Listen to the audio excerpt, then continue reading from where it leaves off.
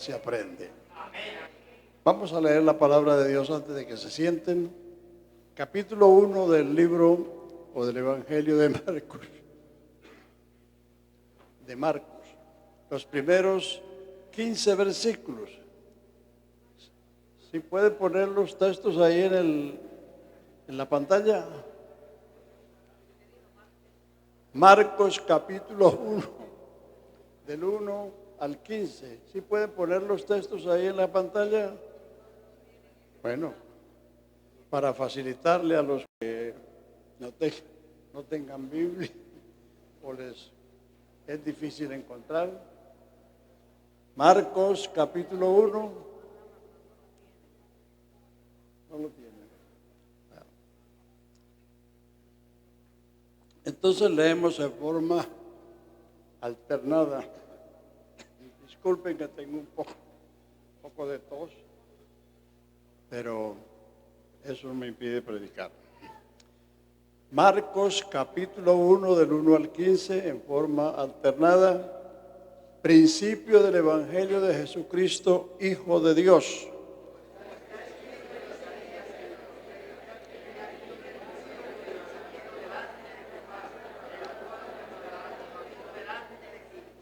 Voz del que clama en el desierto, preparad el camino del Señor, enderezad sus sendas.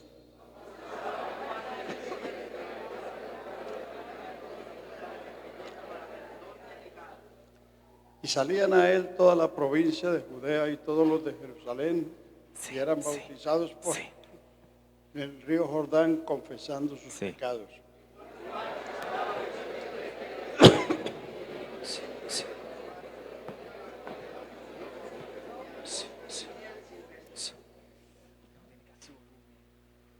Predicaba diciendo: viene tras mí el que es más poderoso que yo, a quien no soy digno de desatar encorvado la correa de su calzado.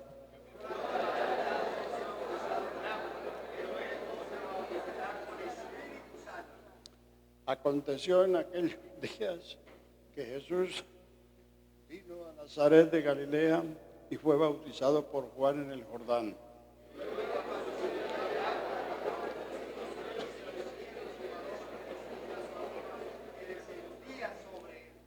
Y vino una voz de los cielos que decía: tú eres mi Hijo amado, en quien tengo complacencia.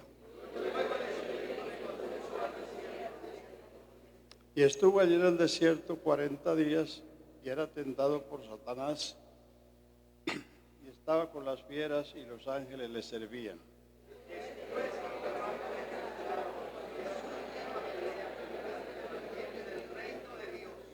Diciendo: el tiempo se ha cumplido, el reino de Dios se ha acercado, arrepentíos y creed el Evangelio. Amén. ¿Pueden sentarse, hermanos? Bueno, gloria al Señor Jesús. Es un gran placer, una enorme bendición estar con la iglesia aquí en Santa Marta y con sus pastores, hermano Torres, su esposa, sus hijos, que por cierto nos han atendido excelentemente, y también verme con el hermano Rodrigo y su esposa, la hermana Ernelda, que tanto trabajaron aquí en esta ciudad y en estos campos de la costa. Así que todo eso para mí significa una bendición especial. Ver tantas caras conocidas y otras que no conocía, que el Señor ha añadido a su iglesia. Realmente esa es la alegría de un pastor, ver la gente salva, ver a los salvos perseverar en la fe, en la gracia, en la comunión, en el amor, en todas las cosas que pertenecen a la vida y a la piedad. Bueno, les traigo un saludo de los hermanos allá en los Estados Unidos, en Canadá y en México. Estamos trabajando en esos 3 países y como ya ustedes vieron el informe de Australia, también estamos trabajando con ese país. Y hay otro país ahí a 2 horas de Australia que se llama Nueva Zelanda.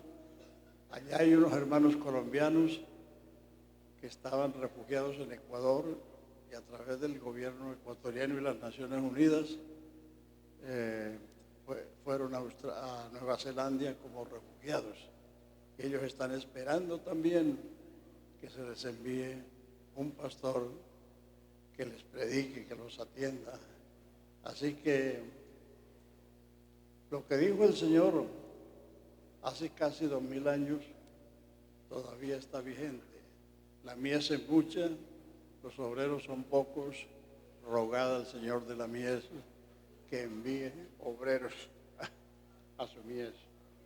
Así que, hermanos, muchas gracias por sus oraciones, por el respaldo, por el aprecio, por el cariño que ustedes nos han mostrado, y no solamente a nosotros, sino a la obra en estos países de Norteamérica. Ellos allá no solo mandan saludos, sino agradecimientos, porque ellos saben que aquí hay cientos de miles de hombres y mujeres que oran por la causa misionera. Gracias, hermanos. Gracias, hermanos.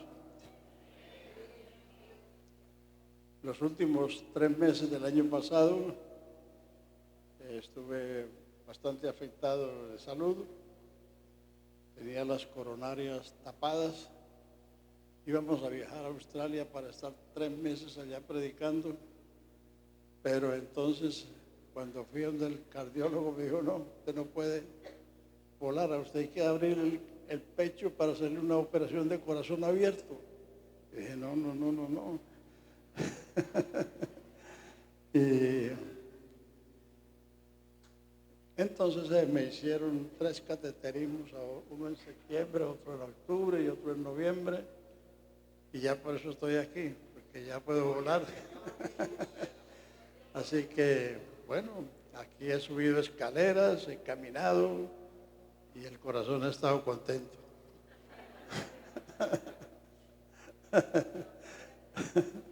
Así que gloria a Dios por todo. Hoy quisiera darles un abrazo a todos, de amor cristiano, de cariño por todo lo que Dios ha hecho en ustedes y con ustedes. Gloria a Dios. Bueno, después que Juan fue encarcelado, Juan fue el último de los profetas del Antiguo Testamento, y él terminó su ministerio en la cárcel y después decapitado. Y después que Juan fue encarcelado, Jesús vino a Galilea diciendo: el tiempo se ha cumplido, el reino de Dios se ha acercado, arrepentidos y creed el Evangelio. La enseñanza de hoy se refiere al reino de Dios. ¿Qué es el reino de Dios? Estamos en el reino de Dios y vamos para el reino de Dios. Entonces es importante que todos nosotros los cristianos y aún los amigos que nos visitan sepan que es el reino de Dios. Los católicos o la mayoría de la gente piensan que para ir al reino de Dios hay que morirse. Pero no es así. El reino de Dios comienza cuando estamos vivos, porque el reino de Dios es un mensaje que Jesucristo vino a traer al mundo, y todo el que lo oye y lo cree entra en el reino de Dios y disfruta de las bendiciones del reino de Dios. Me parece que está muy alto el volumen, o es que me parece. ¿Sí? O voy a bajarle aquí a las antenitas entonces, porque ahora sí, gloria a Dios.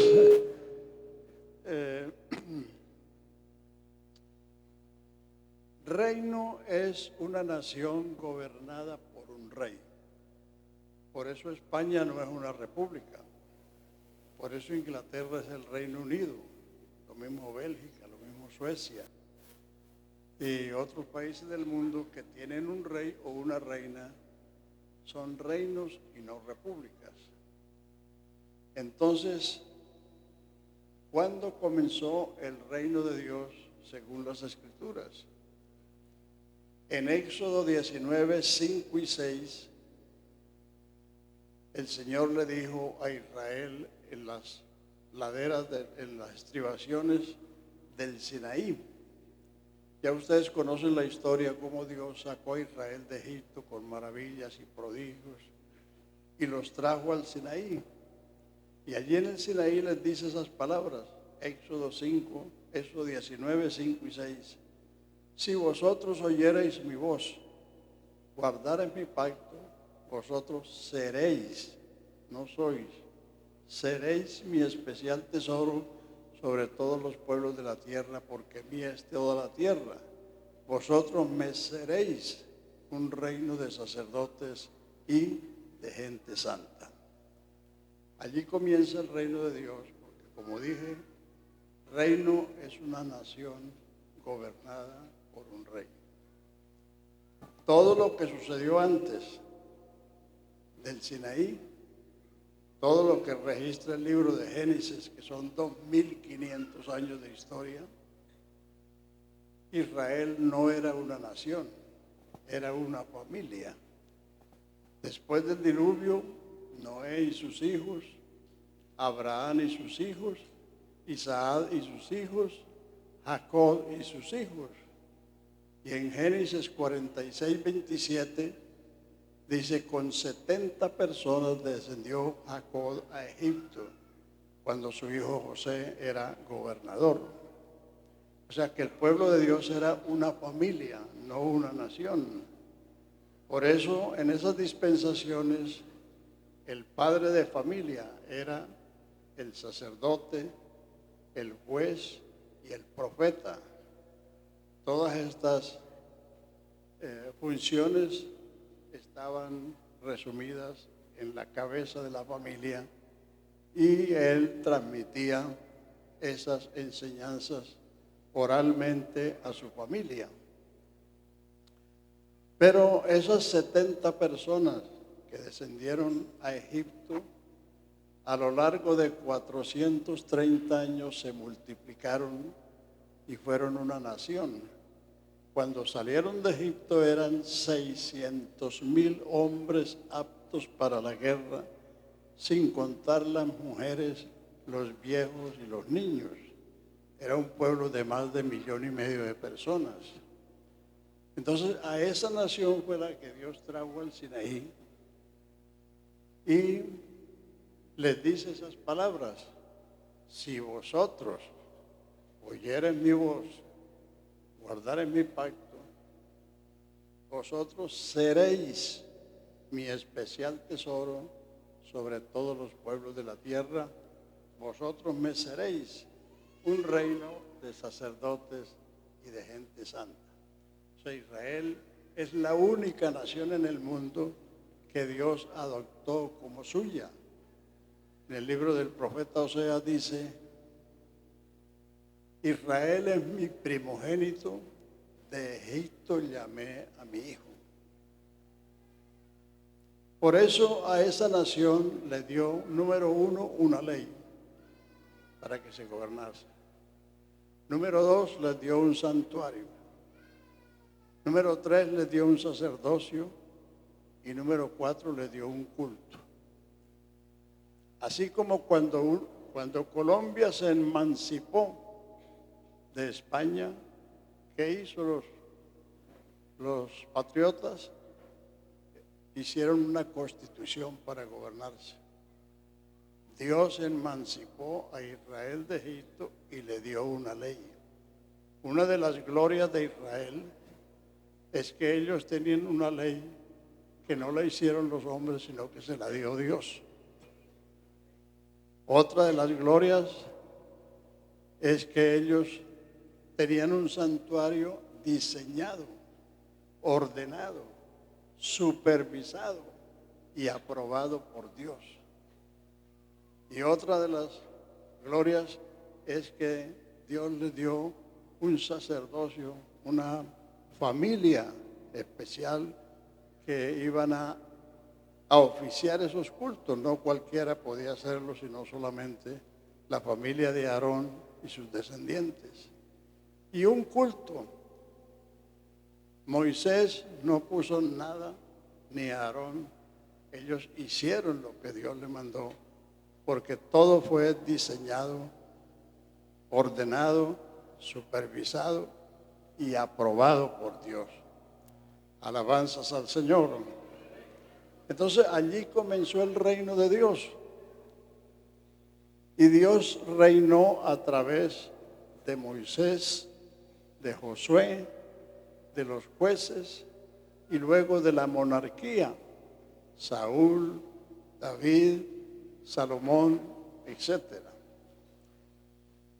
Uno de los salmos, el Salmo 114, explica bien eso. Dice, cuando Israel salió de Egipto, la casa de Jacob del pueblo bárbaro, Judá fue su santuario e Israel su señorío. El mar vio y huyó. El Jordán se volvió atrás. Los montes saltaron como carneros y los collados como corderitos. Entonces el salmista pregunta, ¿qué tuviste, oh mar, que huiste? Y tú, Jordán, ¿por qué te volviste atrás? Y vosotros, collados, ¿por qué saltasteis como carneros? Y vosotros como corderitos. A la presencia del Dios de Israel tiembla la tierra. Aleluya. Aleluya. Que hizo brotar de la roca aguas como ríos. Entonces, eso demuestra que el rey de Israel era el Dios Todopoderoso.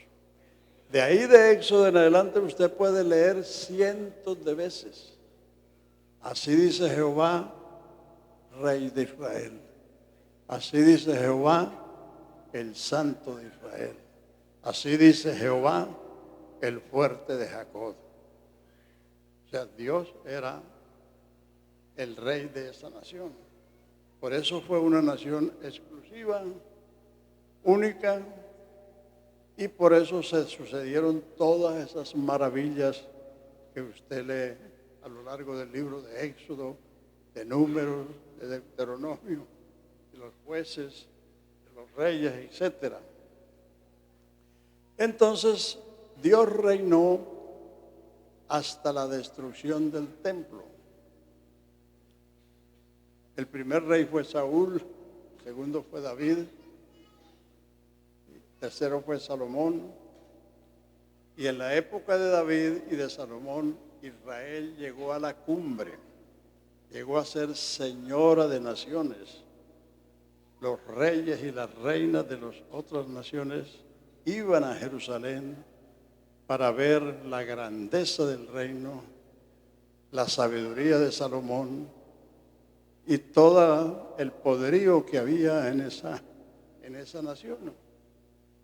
Dios los sacó de la esclavitud y los llevó a la cumbre.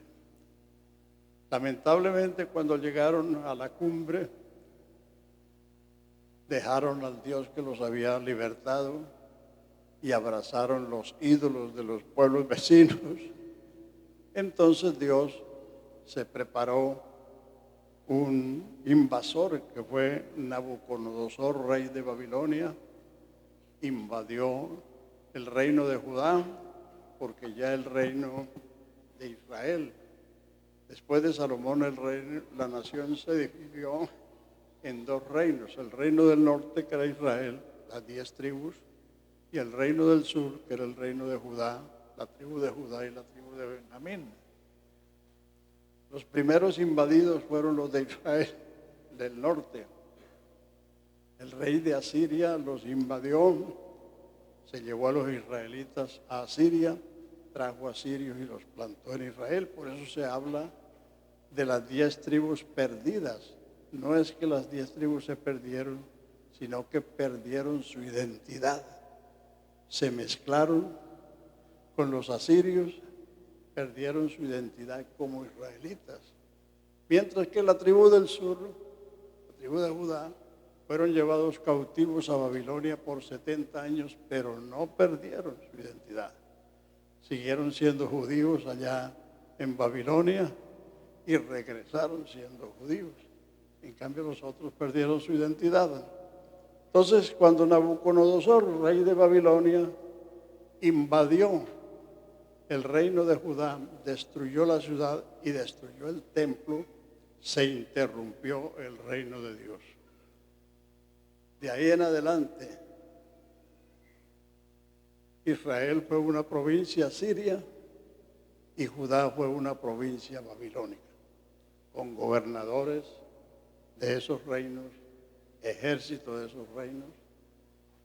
Cuando los persas vencieron a los babilonios, Israel vino a ser, o Judá vino a ser una provincia persa. Cuando los griegos vencieron a los persas, Judá vino a ser una provincia griega. Cuando los romanos vencieron a los griegos, Judá e Israel vino a ser una provincia romana. Acuérdense cuando usted lee el Nuevo Testamento, que cuando Jesús nació en Belén, el imperio romano era el que dominaba la tierra de Israel. Tenía gobernador romano, Poncio Pilato, tenía ejército romano. Sí, estaban subyugados por esas potencias que ejercieron el dominio en esos tiempos.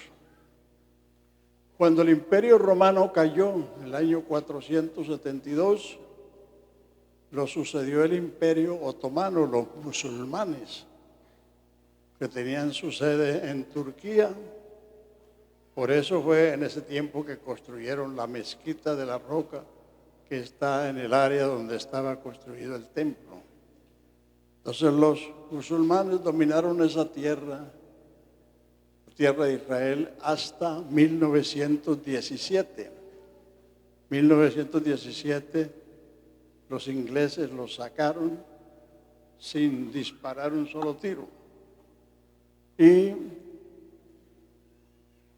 entonces Israel vino a ser una provincia inglesa, una provincia británica, con gobernador británico, con ejército británico, hasta 1948, cuando las Naciones Unidas decidieron partir la tierra de Israel en dos partes, una para los judíos y otra para los árabes. A los judíos solamente les dieron el 5% y todo lo demás se lo dieron a los árabes. Entonces, el 15 de mayo de 1948, Israel proclamó su independencia y desde entonces es una república parlamentaria, no es el reino de Dios. Es una república con leyes elaboradas por sus parlamentarios, por sus senadores, por sus representantes, y así hasta el día de hoy. Entonces,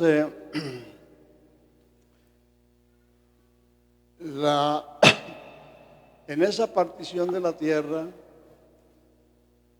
Israel, Jerusalén, que es la capital, le correspondía a los árabes. A Israel, a Judá, a Israel solamente le dieron un 5%, pero en la guerra de los 6 días, de junio, de los 6 días, ellos recobraron la capital, que es Jerusalén, y recobraron mucha parte de su tierra hasta el día de hoy. Entonces, el reino de Dios se interrumpió con la destrucción del templo y la ciudad de Jerusalén, que es la ciudad del gran rey. Porque si usted lee en Segunda de Crónicas, capítulo 6, cuando Salomón dedicó el templo, él dijo: Señor, tú has cumplido hoy lo que dijiste a mi padre David diciendo: desde el día que saqué a Israel de Egipto, ninguna ciudad he elegido para poner en ella mi nombre, ni a ninguno elegido para que sea príncipe sobre mi pueblo. Mas ahora he elegido a Jerusalén para poner en ella mi nombre, y a David para que sea príncipe sobre mi pueblo. Salomón se gastó 7 años haciendo ese templo en la edad dorada, cuando el oro era estimado como plata, la plata como piedras, la plata como hierro y el hierro como piedras. A ese templo le metieron toneladas de oro, de plata, de bronce. Salomón tenía 80,000 cortadores de madera y piedra, 70,000 cargadores y 3,600 supervisores. O sea, 153,000 hombres trabajando 7 años para hacer ese templo. Usted puede imaginarse la majestad, la grandeza de ese templo. Por eso los reyes y las reinas iban a Jerusalén a ver la hermosura, la grandeza. Pero lo más importante de ese templo no era el oro ni la plata, sino el hecho que Dios dijo: a Jerusalén he escogido para poner en ella mi nombre. Por eso Jerusalén es la ciudad del gran rey. Y Jerusalén no es la capital del rey porque Trón lo haya dicho. No, él lo que hizo fue comenzar un alboroto. Jerusalén es la capital de Israel desde hace 3,000 años. Lo puede leer ahí en el segundo libro de Samuel, capítulo 5, versículos 6 al 10. Ahí está cuando David conquistó esa ciudad. La hizo la ciudad de David y la hizo capital. Así que usted no se incomode por el alboroto que hay en el mundo. Eso está escrito y eso está comenzando a suceder. Entonces, no se preocupen por eso. Nosotros no estamos esperando al anticristo, ni estamos esperando la gran tribulación. Estamos esperando al Señor que viene por su iglesia. Si nosotros estuviéramos esperando la gran tribulación o el anticristo, la esperanza sería aterradora, espantosa. Pero el apóstol Pablo dice: aguardando la esperanza bienaventurada y la manifestación gloriosa de nuestro gran Dios y Salvador Jesucristo. Aleluya.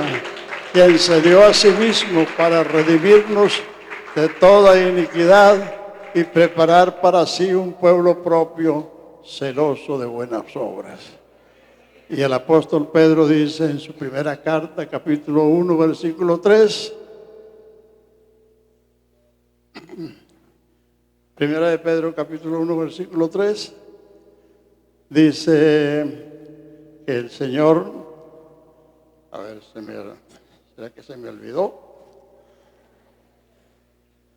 Bendito el Dios y Padre de nuestro Señor Jesucristo, que según su grande misericordia nos hizo renacer, o sea, nacer de nuevo para una esperanza viva por la resurrección de los muertos de Jesucristo, para una herencia incorruptible, incontaminada, inmarcesible, reservada en los cielos para vosotros que sois guardados por el poder de Dios mediante la fe, para alcanzar la salvación que está aparejada para ser manifestada en el tiempo postrero.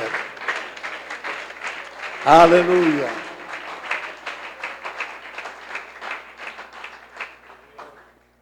Esa es la esperanza cristiana.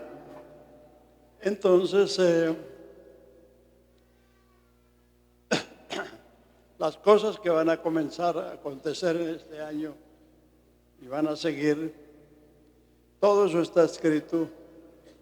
Entonces, por eso, cuando Juan el Bautista, que él no vivió en el pueblo ni en la ciudad, sino en el desierto, Pero dice Lucas 3, vino palabra de Dios a Juan en el desierto. Como hemos leído ahí, él vivía en el desierto, comía langostas y miel silvestre. Él no vive en la ciudad. Entonces él salió por las riberas del Jordán diciendo: arrepentíos porque el reino de Dios se ha acercado, porque tras mí viene uno que era primero que yo, uno que es antes de mí, uno a quien no soy digno de desatar encorvado la correa de sus sandalias. Él los bautizará con el Espíritu Santo. Cuando Juan comenzó a predicar, ¿qué dice ahí? Le salió toda la provincia de Judea y todos los de Jerusalén. Le salieron porque ellos estaban esperando el reino de Dios. Ellos sabían que en el segundo libro de Samuel, capítulo 7, Dios había hecho un pacto con David diciendo: no faltará de ti varón que se siente en el trono de Israel. Entonces ellos por eso esperaban al hijo de David. Pero Israel se equivocó porque esperaban un caudillo militar que los librara del poder político, del poder romano, que volvieran a ser una nación independiente, no dominada por una potencia extranjera. Entonces por eso ellos no conocieron a Jesús. Ellos siguieron a Jesús cuando veían las señales. Capítulo 6 de Juan dice: les seguía gran multitud porque veían las señales que hacían los enfermos. Cuando los israelitas veían los milagros, decían: un gran profeta se ha levantado en Israel, no en Palestina. Eso nunca se ha llamado Palestina. Jesús mismo dijo, cuando el oficial romano le pidió que fuera a sanar a su siervo que estaba gravemente, y Jesús le dijo: yo iré y le sanaré. Entonces el oficial dijo: no soy digno que entre bajo mi techo, di solamente y mi criado sanará. Di solamente la palabra y mi criado sanará. Y Jesús se maravilló y dijo: de cierto digo que ni en Israel he hallado tanta fe. Eso no era Palestina, eso era Israel. Lo que pasa es que la historia está equivocada. Hasta la sociedad bíblica ha puesto en los mapas la tierra de Palestina en los días de Jesús. Palestina es el nombre de una diosa filistea. Así que si usted canta eso, está honrando a una diosa filistea.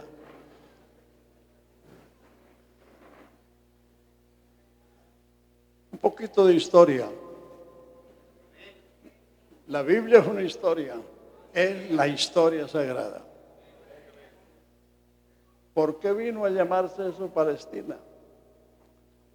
Porque en el año 68 después de Cristo, los judíos hicieron una revuelta contra el Imperio Romano, y entonces fue el general Tito y destruyó la ciudad, destruyó el templo.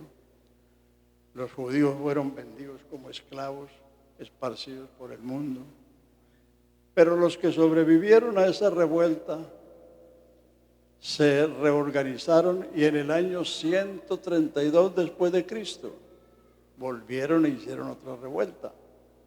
Entonces un general romano de nombre Adriano fue a Israel, barrió con lo que quedaba de Israel y le cambió el nombre a Israel por Palestina,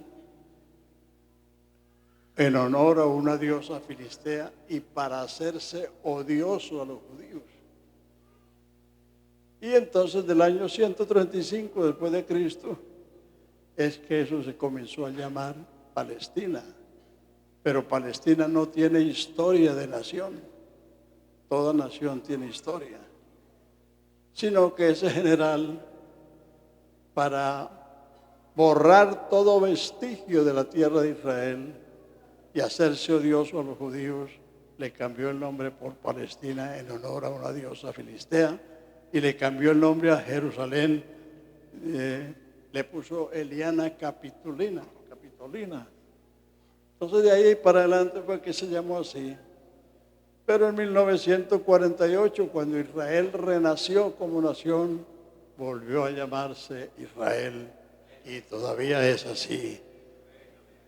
Porque Israel es el padre de las 12 tribus, a quien Dios le dijo: esta tierra te la daré a ti y a tu simiente para siempre. Alabanzas a Jesús. Entonces, cuando Juan aparece predicando el arrepentimiento, por una razón, porque tras él venía otro, el que era antes de él, el que era primero que él, el que era más poderoso que él, a quien él no era digno de encorvarse a quitarle el cordón de su calzado. Él los bautizará con el Espíritu Santo. Y después que Juan terminó su ministerio en la cárcel y decapitado, entonces Jesús vino a Galilea diciendo: el tiempo se ha cumplido, el reino de Dios se ha acercado, arrepentíos y creed el Evangelio. Los israelitas creían en el Antiguo Testamento, Génesis, la ley, los profetas, los salmos, y en todo eso estaba el Evangelio, pero ellos no vieron el Evangelio. Por eso Israel no es el modelo para la iglesia, porque ellos solamente vieron la ley, hicieron de ella un círculo para considerarse los únicos y que todo lo que estaba fuera de ellos era inmundo y era leña para el infierno. Ellos ni siquiera hablaban con un gentil. La palabra gentil no es una palabra despectiva. La palabra gentil comenzó en Éxodo 19, 5 y 6, cuando Dios llamó a Israel su especial tesoro sobre todos los pueblos de la tierra, mi viña, mis escogidos, mi hijo. Entonces las demás naciones se llamaron las gentes, y gentiles es el gentilicio de gentes. Entonces gentiles no es una palabra despectiva, sino simplemente las gentes. Pero ser pueblo de Dios es ser más que gente. Vosotros los gentiles, que en otro tiempo no eras pueblo, pero que ahora sois pueblo de Dios. Alabanzas a Jesús. Alabanzas a Jesús. No se preocupen por el tiempo, que tenemos vida eterna. Amén. Sí, señor, sí, es la verdad. Yo por lo menos sí creo eso. Entonces, no se preocupe por eso, por el tiempo. El tiempo pasa, pero hay que aprender lo que dice la palabra de Dios. Bueno, entonces Jesús vino para establecer no un reino físico, literal, sino un reino espiritual. A Jesús le preguntaron: ¿el reino de Dios vendrá con advertencia?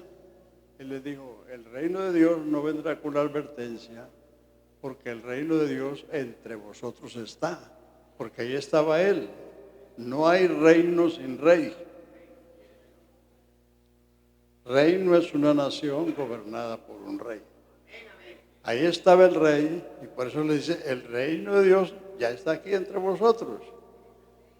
Entonces Israel, que había sido el reino de Dios y que ahora el hijo de David venía para restablecer el reino, entonces ellos lo rechazaron, porque ellos esperaban un caudillo político, un general cabalgando en un corcel blanco, y resulta que él entró en Jerusalén cabalgando sobre un burrito. Y ahí estaba la profecía en Zacarías 9:9, pero ellos no lo habían visto. He aquí que tu rey viene a ti, manso y humilde, cabalgando sobre un pollino hijo de asna. Y los barbudos Jesús, que se la pasaban estudiando el Antiguo Testamento, no entendieron eso. En cambio, los muchachos comenzaron a decir: Hosana, Hosana, bendito el que viene en el nombre del Señor. Y los fariseos le dijeron al maestro, dice: ¿no oye lo que estos dicen? Sí, él les dijo: sí, ¿no habéis leído que el Señor de los niños fundaste la fortaleza y perfeccionaste la alabanza? Fíjese cómo son las cosas. Los muchachos se dieron cuenta que el que venía cabalgando en el burrito era nada menos que el Rey de la Gloria. Y los barbudos aquellos no se dieron cuenta. Entonces, ellos rechazaron al rey y al reino. Le voy a mostrar 4 ocasiones en que Israel rechazó al rey y al reino. Número 1, cuando nació en Belén, no hubo para él lugar en el mesón. Tuvo que nacer en la pesebrera. El rey Herodes, cuando supo por los sabios que vinieron del oriente guiados por una estrella, preguntando: ¿dónde está el rey de los judíos que ha nacido? Porque su estrella hemos visto y venimos a adorarle. Entonces Herodes, celoso, porque era el rey Herodes, y el rey Herodes no era judío, era descendiente de Saúl. Entonces, como se vio burlado por los sabios, entonces mandó matar a todos los niños menores de 2 años, queriendo matar al rey de Israel. Pero el ángel del Señor le habló a José diciendo: toma a María y al niño y vete para Egipto. Y él estuvo en Egipto hasta que murió Herodes. Y cuando Herodes murió, el ángel le apareció a José y dice: vuélvete a la tierra, porque los que procuraban la muerte ya también han muerto. Entonces, ellos volvieron a Jerusalén, volvieron a la tierra de Israel, pero no se ubicaron en Judea, sino en Galilea, porque el que reinaba en Judea era el hijo de Herodes, y tenía temor de que pudiera haber otra persecución. Esa fue la primera vez que Jesús fue rechazado como rey y rechazaron el reino. Número 2, capítulo 12 de Mateo. Jesús estaba echando fuera un demonio sordo y mudo. Y cuando los fariseos vieron esto, dijeron que Jesús echaba fuera los demonios por Belcebú, el principal demonio.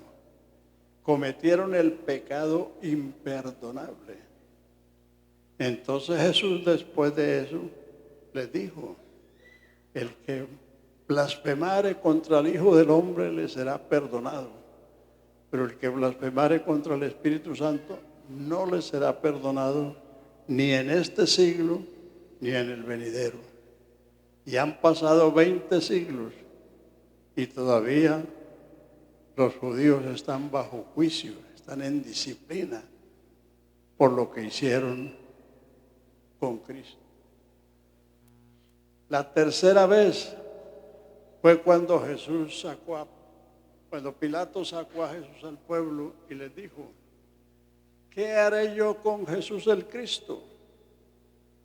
Ellos le contestaron: que sea crucificado. Él les dijo: ¿a vuestro rey he de crucificar? Ellos dijeron: no tenemos más rey que al César. Si a este sueltas, no eres amigo del César. Él era un gobernador nombrado por el César. Por eso Pilato se lavó las manos, porque él sabía, él lo confesó: yo no hallo ningún delito en este hombre. se lavó las manos y lo entregó. Esa es la tercera vez que los judíos rechazaron a Jesucristo. No tenemos más rey que el César.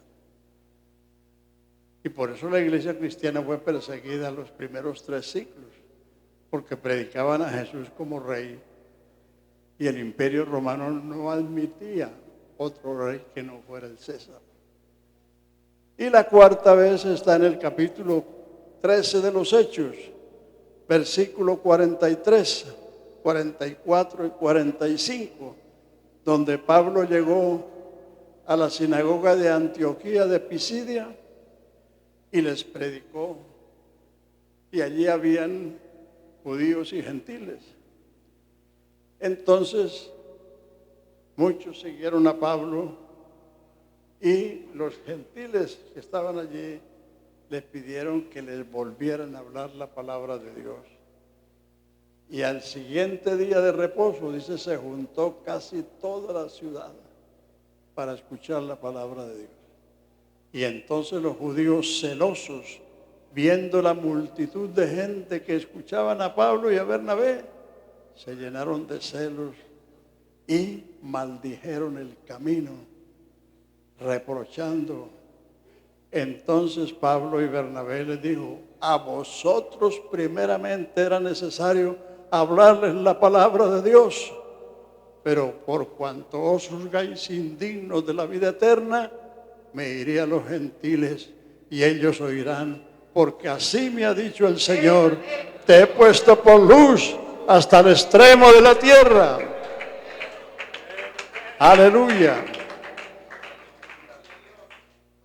Esos 4 hechos, Israel rechazó rotundamente a Jesucristo como el Mesías y como la cabeza del reino.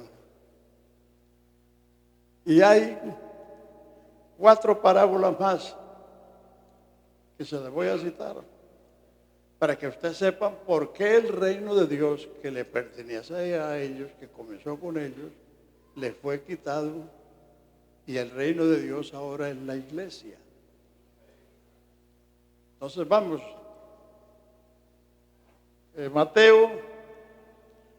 Mateo 20. Es decir, Mateo en una serie de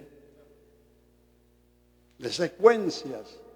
Mateo tiene una serie de secuencias donde muestra cómo Israel rechazó al rey y al reino. Aquí está la primera, capítulo 20. El padre de familia salió a contratar obreros para su viña. Salió por la mañana y contrató unos por 1 denario. Ese era el jornal del día. Al mediodía salió y contrató a otros. Por la tarde salió y contrató a otros. Y en la hora 11 fue a la plaza y halló unos ociosos. Y le dijo, ¿por qué estáis ociosos aquí todo el día? Dijo, porque nadie nos ha contratado. Ved a la viña y se os dará lo que sea justo. Y que cuando llegó la noche, el señor de la casa le dijo al mayordomo, comience a pagarles, pero comience por los últimos. Y cuando los últimos recibieron también 1 denario por 1 hora que habían trabajado, a los otros se les abrió la calle. Dijeron, no, nosotros que hemos trabajado todo el día, eso nos va a dar mucho más. Pero a ellos también les dio 1 denario y comenzaron a protestar. Entonces les dijo, ¿por qué protestan? ¿Por qué tenéis envidia de que yo soy bueno? No se contratasteis conmigo por 1 denario. Y si yo quiero darle más a estos que a ti, toma lo tuyo y vete. Entonces Jesús les dijo, los postreros serán primeros y los primeros serán postreros. Eso se refiere a Israel y la iglesia. Cuando la iglesia nació, Israel tenía 1500 años de tener la revelación de Dios. Pero ahora ellos son los últimos. Ahora la iglesia es primero.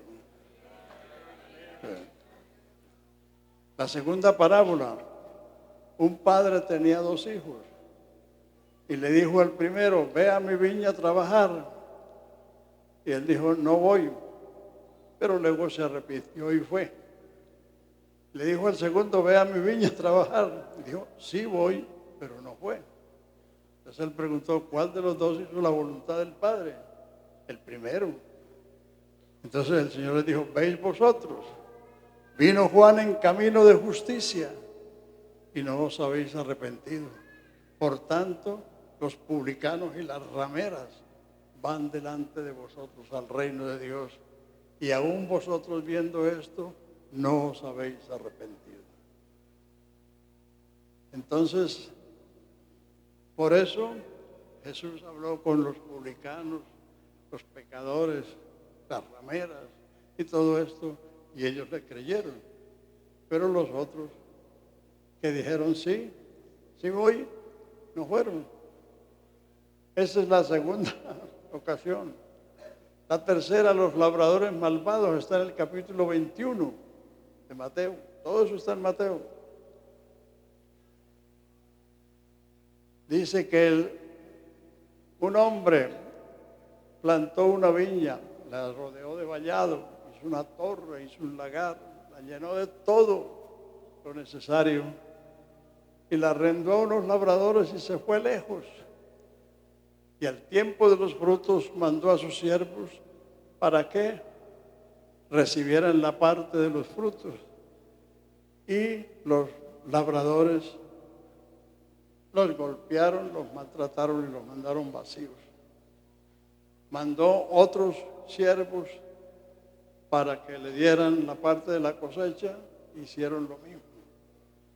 Y por último dijo el Señor de la viña, enviaré a mi hijo, tendrán respeto de él. Y cuando vieron venir al hijo, dijeron, este es el heredero, matémoslo y adueñémonos de la viña. Entonces el Señor preguntó, ¿qué hará el Señor de la viña con aquellos labradores? Dice, los destruirá inmisericordiamente y dará la viña al pueblo que dé los frutos de él. Y en la parte final de ese capítulo 21, dice que los fariseos y los escribas estaban huyendo y sabían que estaba hablando de ellos, pero no le echaron mano porque temían al pueblo. O sea que ellos sí se dieron cuenta lo que Jesús les estaba diciendo. Por eso entonces el reino de Dios fue quitado a Israel y fue dado al pueblo que dé los frutos de él, y ese pueblo es la iglesia de Jesucristo. Capítulo 22. El reino de los cielos es semejante a un hombre rey que hizo bodas a su hijo, no a su hija. Aquí en Occidente la novia es la reina. En Oriente el novio es el rey. El reino de los cielos es semejante a un hombre rey que hizo bodas a su hijo, no a su hija. Y mandó a los siervos a llamar a los convidados diciendo, la mesa está preparada, venid a las bodas. Pero los invitados, los primeros dijeron, no, he acabado de comprar una hacienda y tengo que irla a ver. Los otros dijeron, he comprado 5 yuntas de bueyes y tengo que irlas a probar. Y el tercero dijo, acabo de casarme y por tanto no puedo ir, no por tonto y no por tanto no puedo ir. Y los siervos le dijeron al rey lo que habían dicho los convidados. Entonces el Señor se enojó y dijo, los convidados no eran dignos. No eran dignos.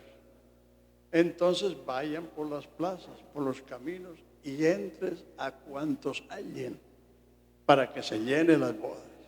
Cojos, mancos, ciegos, tuertos, de toda clase. y se llenó la boda.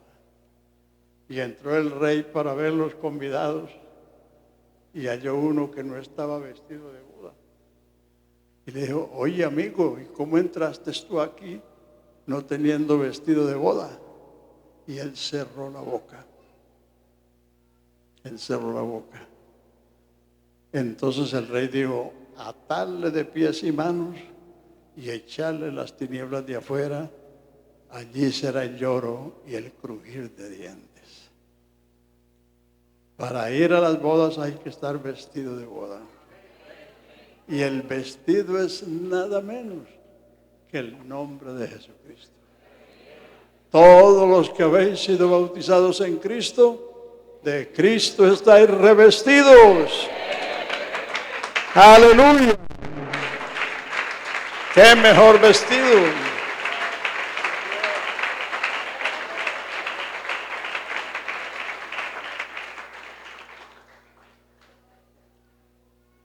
El apóstol Pedro dijo en los Hechos 4, 11 y 12, dice: este Jesús es la piedra rechazada por vosotros los edificadores, y en ningún otro hay salvación, porque no hay otro nombre dado a los hombres bajo el cielo en el que podamos ser salvos.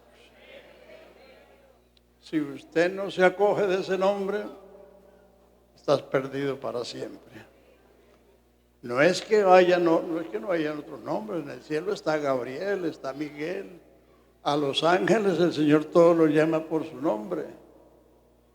Y debajo del cielo tenemos a Noé, tenemos a Enoc, tenemos a Abraham, tenemos a Jacob, tenemos a Moisés. Muchos nombres ilustres, pero ninguno de ellos ha sido dado bajo el cielo a los hombres para que sean salvos, solamente el nombre de Jesús. Por eso el que cree el Evangelio debe arrepentirse y bautizarse en el nombre del Señor Jesucristo, porque ese es el vestido que te va a acreditar para que se le abran las puertas del cielo. Sin ese nombre no vas a ninguna parte. Ese es el único nombre. El ángel se lo dijo a María: llamará su nombre Jesús, porque él salvará a su pueblo de sus pecados. No con sus pecados, sino de sus pecados. Alabanzas a Jesús. Entonces, por eso el reino de Dios hoy no es Israel. Israel hoy es una república parlamentaria como cualquier república. Ellos ni siquiera creen que Jesús es el Mesías. Si usted va a Israel y el guía es judío, te llevan a Belén y el guía te dice: ahí fue donde nació el paisano. Y si lo llevan a la iglesia del sepulcro, dicen: ahí fue donde enterraron al paisano. Porque ellos sí saben que él nació y vivió allí, pero no creen que es el Mesías, que es el Salvador. Y por eso están en la condición que están. Han padecido casi 20 siglos por el pecado que cometieron de decirle a Jesús que tenía el principal demonio. Eso es terrible. Eso es terrible. Pero como es el pueblo escogido, hay una restauración futura que la dice Pablo en el capítulo 11 de la carta a los romanos. Así que, hermanos, Israel fue el reino de Dios en el pasado. La iglesia es en el presente. Romanos 14, 17. El reino de Dios no es comida ni bebida, sino justicia, paz y gozo en el Espíritu Santo. Sin justicia no hay paz. Esa paz de palomitas en la solapa del saco es una paz ficticia. El único que da la paz es el príncipe de paz. ¿Han leído ustedes San Juan 14? No se turbe vuestro corazón ni tenga miedo. Creéis en Dios, creed también en mí. Mi paz os doy. Mi paz os doy. No como la que da el mundo. Yo os la doy. No se turbe vuestro corazón. Jesucristo es el príncipe de paz. Es el único que vino con la bandera blanca del cielo a decirle a los pecadores que se reconcilien con Él.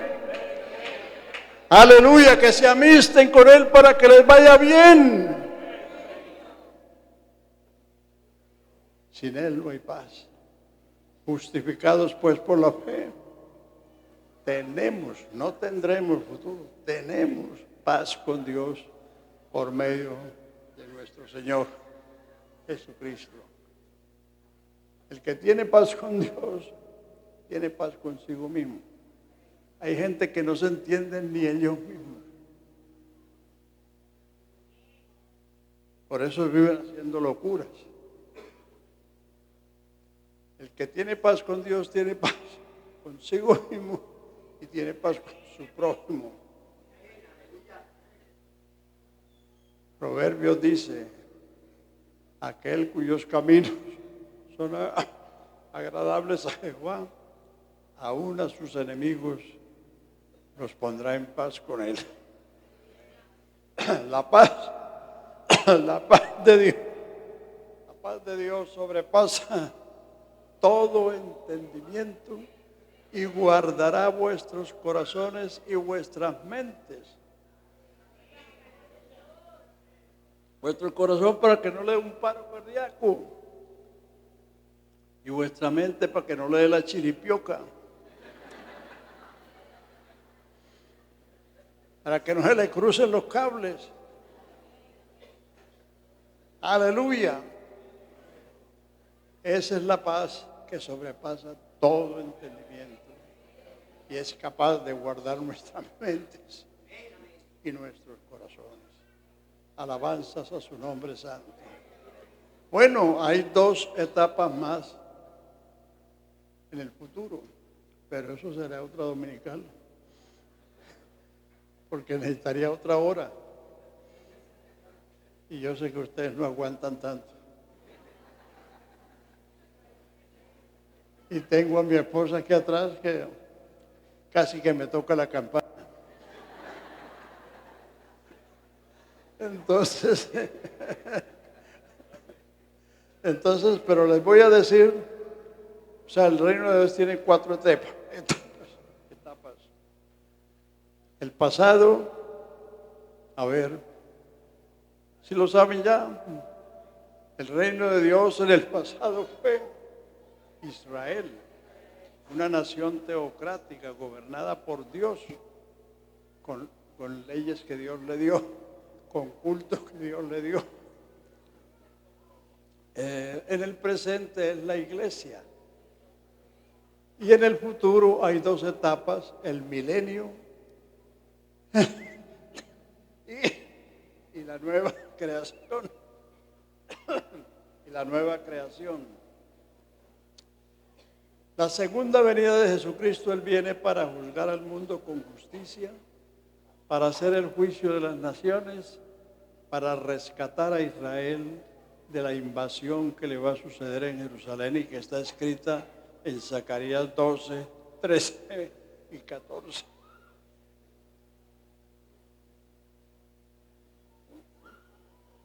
Vamos a leer unos pocos versículos de eso para que usted se dé un poquito de cuenta. Zacarías 12. Es el penúltimo libro del Antiguo Testamento. Zacarías 12. Profecía de la palabra de Jehová acerca de Israel. Jehová que extiende los cielos y funda la tierra y forma el espíritu del hombre dentro de él. Ha dicho, he aquí yo pongo a Jerusalén como copa que hará temblar a todos los pueblos de alrededor contra Judá en el sitio contra Jerusalén. En aquel día yo pondré a Jerusalén como piedra pesada. Todos los pueblos que se la carguen serán despedazados. Vea lo que le va a pasar a todos esos pueblos del Medio Oriente y los que los acompañen para ir contra Jerusalén. Serán despedazados. Bien que todas las naciones de la tierra se juntarán contra ella. Y en aquel día, dice Jehová, heriré con pánico a todo caballo y con locura a todo jinete, mas sobre la casa de Judá abriré mis ojos, y a todo caballo de los pueblos heriré con ceguera. Los capitanes de Judá dirán en su corazón: tiene fuerza los habitantes de Jerusalén en Jehová de los ejércitos su Dios. En aquel día pondré a los capitanes de Judá como brasero de fuego entre leña y como antorcha ardiendo entre gavillas, y consumirán a diestra y siniestra a todos los pueblos de alrededor, y Jerusalén será otra vez habitada en su lugar en Jerusalén. Y librará Jehová las tiendas de Judá primero, para que la gloria de la casa de David y de los habitantes de Jerusalén no se engrandezcan contra Judá o sobre Judá. Y en aquel día de Jehová defenderá al morador de Jerusalén, el que entre ellos fuere débil. En aquel tiempo será como David, y la casa de David como Dios, como el ángel de Jehová delante de ellos. Y en aquel día yo procuraré destruir todas las naciones que vienen contra Jerusalén, y derramaré espíritu de gracia y de oración, y mirarán a mí. Ahí viene la conversión de Israel, porque nadie en toda la historia humana se ha convertido sin la gracia. El hecho que usted y yo entendemos el Evangelio es porque Dios derramó gracia sobre esta nación. No es por lo que tú sabes ni por tu bonita cara. Es que Dios, gracia es el favor inmerecido. Gracia es un atributo de Dios. Sois salvos por gracia, por medio de la fe, y esto no es de vosotros, es don de Dios. En aquel día, cuando el Señor defienda a Jerusalén de todos esos enemigos, derramará espíritu de gracia y de oración, y mirarán a mí a quien traspasaron. Nadie se va a convertir sin pasar por el Calvario. Allí en el Calvario es donde se hizo la salvación, una vez para siempre. Mirarán a mí a quien traspasaron, y harán llanto como el que llora sobre su hijo unigénito. El capítulo 13 dice: en aquel día habrá un manantial abierto para limpiar la iniquidad y el pecado en la casa de David. Alabanzas a Jesús. Eso está por venir. Así que no es tiempo de estar jugando con la tecnología, muchachos y muchachas. Gasten el tiempo instruyéndose, en lugar de enviar tantos mensajes que no tienen ningún sentido, sino simplemente para distraerse o para jugar. Envíe la palabra de Dios a sus amigos, hasta a sus enemigos si los tienen, para que la gente sepa que hay un Salvador que viene por su iglesia, que viene por los salvos, que viene por los que le han creído. Aleluya. Y que viene también a salvar el remanente de Israel. Alabado sea su grande nombre. Entonces Él viene para destruir el reino del anticristo, hacer el juicio de las naciones y establecer su reino. El milenio es el reino de Dios literalmente sobre toda la creación. El reino de Dios hoy no es un lugar, ni en el cielo ni en la tierra. Es un estado que vivimos y gozamos y compartimos todos los que vivimos bajo el cetro de Jesucristo. Todos los que le conocemos a Él como el Rey, como el Señor de todos, como el único Dios y el único Salvador. El reino de Dios hoy es un estado, justicia, paz y gozo. Pero cuando Jesucristo venga, eso será literal en todo el mundo. Como dice Romanos 8, que la creación gime. Usted no se da cuenta cómo está cambiando el clima, cómo están sucediendo cosas terribles en la creación, porque la creación está gimiendo, esperando la redención, esperando la manifestación de los hijos de Dios. Y nosotros, que tenemos las primicias del Espíritu, también gemimos esperando la redención de nuestro cuerpo. Y eso viene cuando Él aparezca. Aleluya. Cuando Él aparezca, entonces la tierra va a ser redimida. Toda la creación, Jesucristo con la sangre de su cruz pacificó lo que está en los cielos y lo que está en la tierra. Isaías 2 dice, lo que vio Isaías acerca de Judá y Jerusalén, que sucederá en lo postrero de los tiempos, que será puesto el monte de Sión como cabeza de todos los montes, y las naciones dirán, venid, subamos a la casa de Jacob, porque Él nos enseñará sus caminos, porque de Sión saldrá la ley y de Jerusalén la palabra de Jehová. No se ensayarán más para la guerra, sino que convertirán sus armas en instrumentos de arado. Y en el capítulo 11 del mismo libro dice, retoñará un vástago.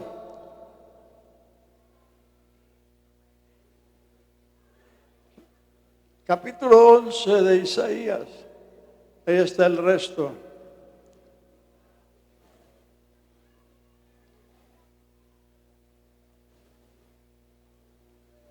Saldrá una vara del tronco de Isaí y un vástago retoñará de sus raíces, y reposará sobre él el espíritu de Jehová, espíritu de sabiduría y de inteligencia, espíritu de consejo, espíritu de poder, espíritu de conocimiento y de temor de Jehová. Y le hará entender diligentemente en el temor de Jehová. No juzgará según la vista de sus ojos, ni arguirá por lo que oiga en sus oídos, sino que juzgará con justicia a los pobres y arguirá con equidad a los mansos de la tierra. Él herirá con la vara de su boca, y con el espíritu de sus labios matará al impío, y será la justicia cinto de sus lomos y la fidelidad ceñidor de su cintura. Morará el lobo y el cordero, y el leopardo con el cabrito se acostarán. El becerro y el león y la bestia doméstica andarán juntos, y un niño los pastoreará. La vaca y la osa pasarán, sus crías se echarán juntas. El león como el buey comerá paja, y el niño de pecho jugará sobre la cueva del áspid, y el recién destetado extenderá su mano sobre la caverna de la víbora. No harán daño en mi santo monte, porque como las aguas cubren la mar, será cubierta la tierra del conocimiento de Jehová. Nadie dirá, conoce al Señor, porque todos me conocerán. Ese es el milenio. El milenio es la restauración de todas las cosas. ¿Sí? El mundo va a ser como fue en su origen. que el hombre no tendrá pavor hacia los animales, ni los animales producirán pavor hacia el hombre. Todo el mundo conocerá a Dios, pero en ese milenio solo la iglesia estará glorificada porque es la que va a reinar con Cristo. Las naciones que sobrevivan la gran tribulación van a entrar a ese milenio, se van a casar, van a criar hijos y serán 1000 años de paz, de justicia, de prosperidad. No habrá diablo, no habrán plagas, no habrán enfermedades, no habrá hambre, no habrá ninguna cosa externa que motive al hombre a pecar.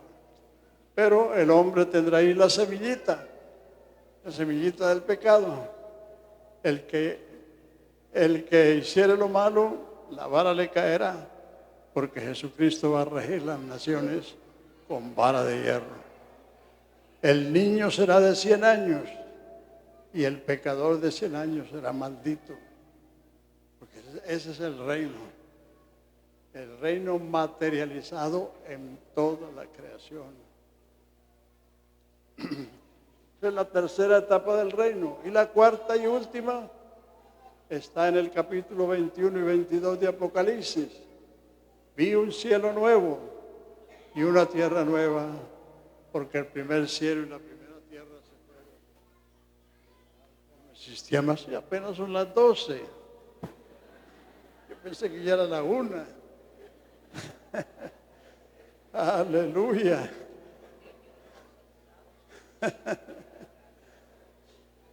En muchas partes apenas están comenzando la escuela dominical, así que no se afane.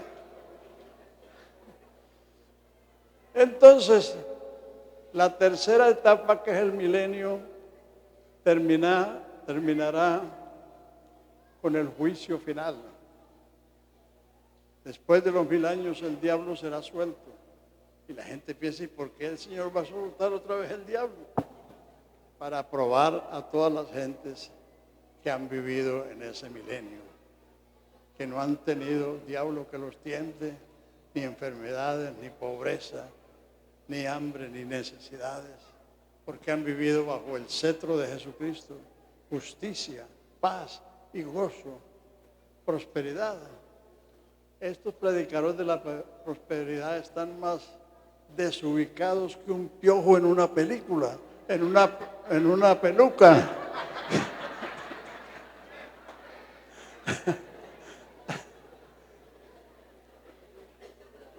El reino de la prosperidad es con la venida de Jesucristo.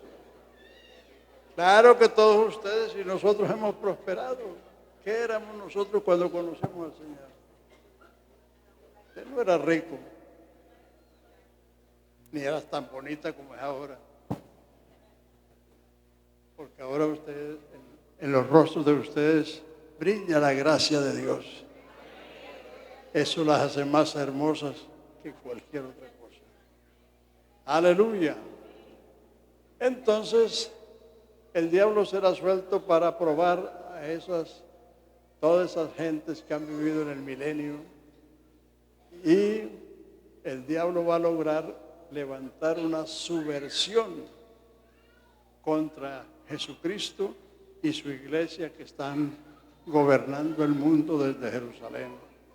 E irán contra Jerusalén, pero fuego del cielo caerá y los matará. Ahí está en Zacarías 14. Y entonces viene el juicio final, el juicio de Apocalipsis 20. Vi un trono blanco, y a uno sentado en el trono, delante del cual huyó el cielo y la tierra, y no se halló el lugar para el mar.